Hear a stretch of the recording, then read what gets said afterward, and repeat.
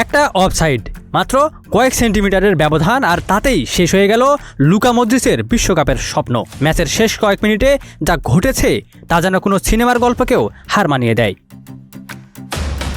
নির্ধারিত 90 মিনিট শেষে স্কোর ছিল 1-1 গোলের সমতা। দুই দলই লড়ছিল শেষ ষোলোয় ওঠার লড়াইয়ে। ঠিক তখনই অতিরিক্ত সময়ে শুরু হয় অবিশ্বাস্য এক নাটক। ম্যাচের 94তম মিনিটে রাফায়েল লিওয়ের দারুণ এক ক্রসে দুই ডিফেন্ডারের মাঝখান দিয়ে লাফিয়ে উঠে দুর্দান্ত এক হেডে গোল করেন গনসালো রামোস।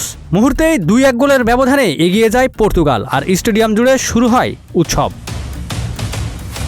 কিন্তু ফুটবল যে শেষ বাঁশি বাজানোর আগ পর্যন্ত শেষ হয় না, সেটাই যেন আবারও প্রমাণ করল ক্রোয়েশিয়া।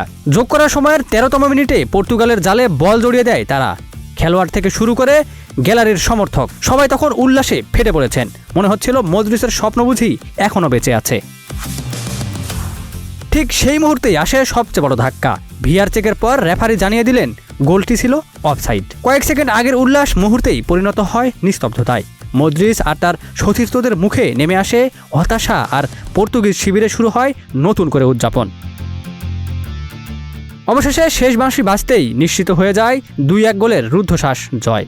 রোনালদোর পর্তুগাল উঠে যায় বিশ্বকাপের শেষ ষোলোতে, আর চোখের জলে বিশ্বকাপকে বিদায় জানালেন Luka Modric.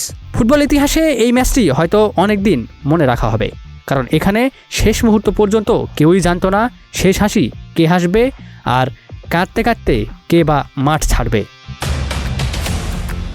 Ikramuzzaman, news flash 721।